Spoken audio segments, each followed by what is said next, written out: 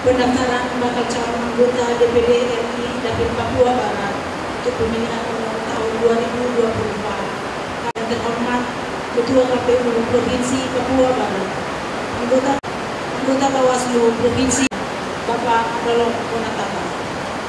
Salam sejahtera. KPU dan Bawaslu, kami secara tim dan kandidat yang siap bertarung di pileg nanti di 2024 mengucapkan terima kasih yang sebesar-besarnya kepada pihak KPU yang sudah melaksanakan tugas dan tanggung jawab yang sangat luar biasa.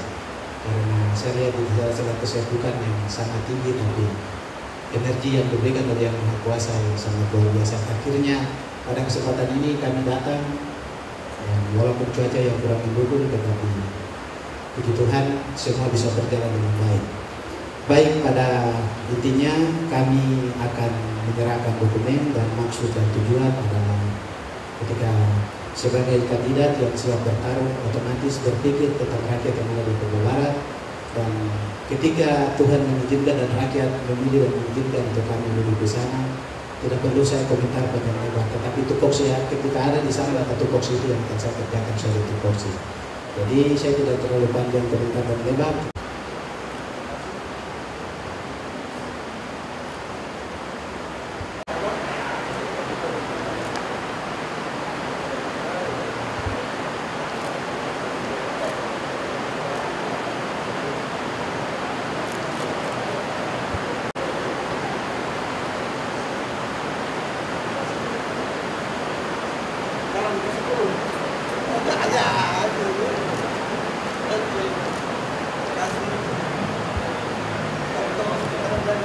Ini baru kali pertama saya mendaftar sebagai bakal calon. Tapi kalau di tahun 2019 saya hanya sebagai LO untuk salah satu kandidat. Tapi kalau sekarang saya daftar untuk bertarung. Tadi kita lihat dalam ini biodata pendaftaran itu mengundurkan diri dari Partai Demokrasi Indonesia. Itu tujuannya untuk masuk ke pendaftaran ke DPD ya? Iya, sesuai dengan peraturan PKPU itu kan yang kalau kita ada di dalam pengurus partai politik maupun bekerja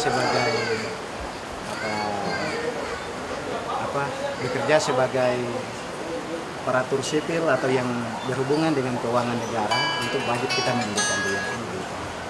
Jadi yang bersumber dari APBN maupun APBD kita harus mengundurkan diri. Untuk di PDP itu jabatannya apa? Saya ketua PAC. Ketua PAC. Itu untuk distrik Manokwari Selatan.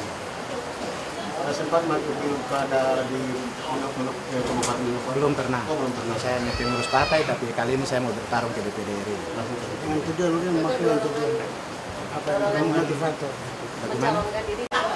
Apa masalah politik kan itu masing-masing pilihan. Masalah politik itu masing-masing pilihan, dan kalau untuk partai saya kira itu kembali kepada pilihan politik masing-masing. Jadi kita punya kader kan banyak, di setiap partai banyak kader. Dan saya juga memilih ke DPD itu bukan karena unsur paksaan, tapi itu adalah hati pilihan nurani untuk kita ada di sana. Kakak mungkin maksudnya? Ya, jadi tadi saya sudah katakan dari awal bahwa saya kira masalah bukan DPD itu istimewa, bukan DPR Kabupaten istimewa, DPR Provinsi istimewa, DPR RI istimewa. Tapi saya kira kita punya pilihan politik masing-masing.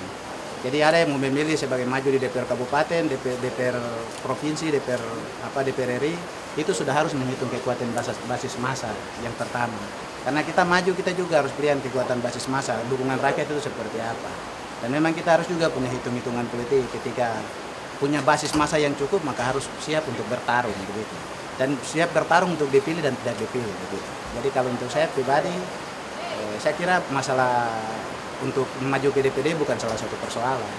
Pada dasarnya dukungan masyarakat dan persyaratan yang kita sudah lakukan terkait dengan dukungan minimal, terkait dengan KTP, dan syarat dukungan kalau sudah ini, dan kita bertarung dan siap menang dan siap kalah. Tadi kalau kita lihat ini apa? Salah hal teknis saja. Kesalahan teknis itu begini, Pak.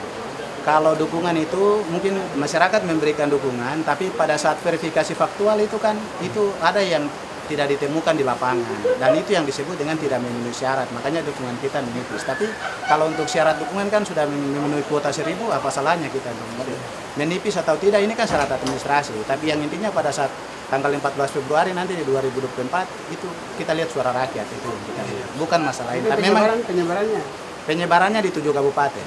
DPR Kabupaten.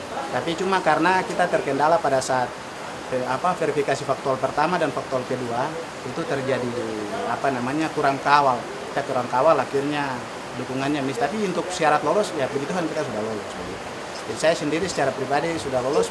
Berterima kasih yang pertama kepada penyelenggara, yang pertama kepada Tuhan yang Maha Kuasa, yang kedua kepada penyelenggara yang sudah melakukan tugas dan tanggung jawab yang baik, yang ketiga kepada tim yang selalu eksis di lapangan untuk bantu mengawal dukungan dari masyarakat yang pemberian KTP sampai kita sudah lolos pada tahap ini. Dan mungkin yang di berikutnya kalau pada saat 14 Februari nanti pemilihan ya kita siap untuk bertarung begitu.